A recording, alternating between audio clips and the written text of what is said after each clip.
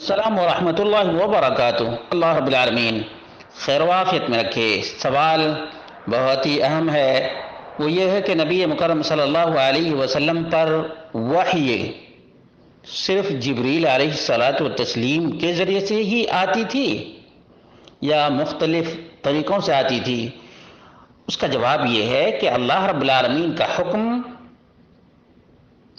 کئی طریقے سے محمد رسول اللہ صلی اللہ علیہ وسلم کے پاس آتا تھا۔ مثال کے طور پر ایک طریقہ یہ تھا کہ اللہ رب العالمین پردے سے کلام کرتا تھا، جیسے معراج کی رات ہوا، اور کبھی سوئے میں اللہ تبارک و تعالی آواز سنا دیتا تھا۔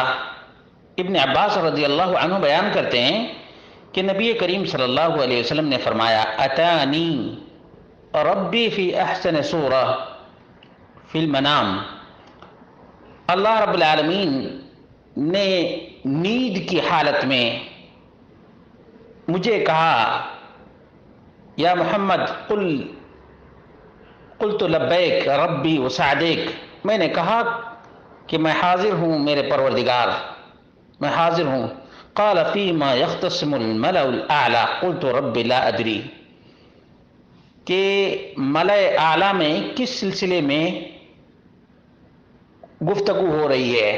تو اللہ کے رسول صلی اللہ علیہ وسلم نے فرمایا کہ مجھے نہیں معلوم۔ یہ ترمذی کی 3224 نمبر کی روایت ہے، اور شیخ الالبانی نے اس کو صحیح قرار دیا ہے۔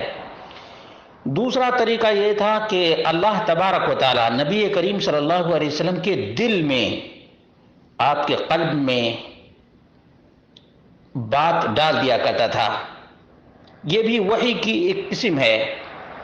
چنانچہ اللہ رب العالمین نے فرمایا، وَمَا كَانَ لِبَشَرٍ أَن يُكَلِّمَهُ اللَّهُ إِلَّا وَحْيًا أَوْ مِن وَرَاءِ حِجَابٍ أَوْ يُرْسِلَ رَسُولًا فَيُوحِيَ بِإِذْنِهِ مَا يَشَاءُ إِنَّهُ عَلِيٌّ حکیم۔ سورۃ الشورى کے آیت نمبر 51 ہے کہ کوئی بھی انسان اللہ رب العالمین سے ڈائریکٹ کلام نہیں کر سکتا ہے سوائے وحی کے، پردے کے پیچھے، یا رسول بھیج کر۔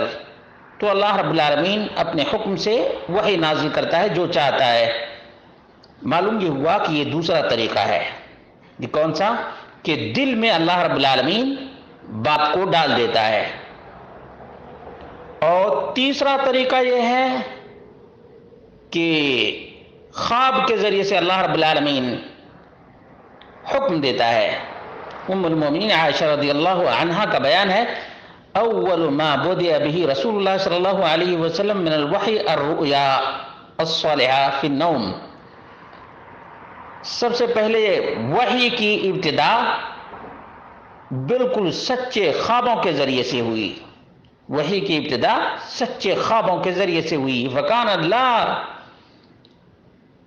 يَرَى رُؤْيَا إِلَّا جَاءَتْ مِثْلَ فَلَقِ الصُّبْحِ، جو دیکھتے وہ بالکل سیم ٹو سیم وہ دیکھ لیتے تھے حقیقت میں۔ یہ صحیح بخاری کی 138 نمبر کی روایت ہے، اور اسی لیے کہا کہ عبید بن عمیر نے کہا، رؤیا الانبیاء وحی، انبیاء کو جو خواب ہوتا ہے وہ وحی کی قسموں میں سے ہے۔ ثم قرأ انی ارا فی المنام انی اذبحک۔ چوتھا طریقہ یہ ہے کہ جبریل علیہ الصلاۃ والتسلیم آیا کرتے تھے۔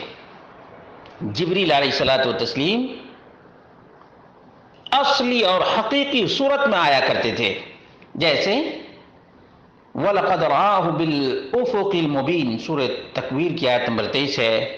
وَلَقَدْ رَآهُ نَزْلَةً أُخْرَى، سورۃ النجم کی آیت ہے۔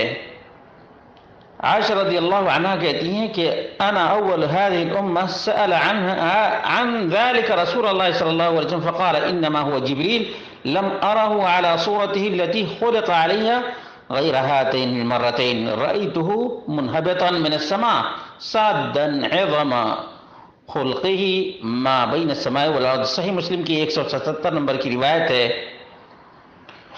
اور یہ حقیقی صورت میں آتے تھے، اور کبھی جرس کی آواز اور گھنٹی کی آواز ہوا کرتی تھی، اس صورت میں بھی آیا کرتے تھے، اور کبھی کسی صحابی کی شکل میں آیا کرتے تھے، بصورت رجل غریب، بصورت رجل غریب۔ اور اس سلسلے میں جو حدیث جبریل ہے کہ ایک عجیب و غریب آدمی آیا، اس نے پوچھا، تو اس طرح سے کبھی دحیہ کلبی صحابی کی شکل میں آیا کرتے تھے۔ تو یہ وہ شکلیں ہیں جن سے واضح ہوتا ہے کہ وحی مختلف طریقوں سے نبی کریم صلی اللہ علیہ وسلم کے پاس آیا کرتی تھی۔ جبریل کبھی اصلی شکل میں آتے، کبھی عجیب آدمی کی شکل میں آتے، کبھی صحابی کی شکل میں آتے، اور کبھی خواب دیکھتے اللہ کے رسول صلی اللہ علیہ وسلم، وہ بھی وحی ہے۔ اور کبھی اللہ رب العالمین پردے کے پیچھے سے بات کرتا، اور کبھی اللہ رب العالمین دل میں ڈال دیتا۔ تو یہ وہ شکلیں ہیں جو قرآن و سنت سے ثابت ہیں۔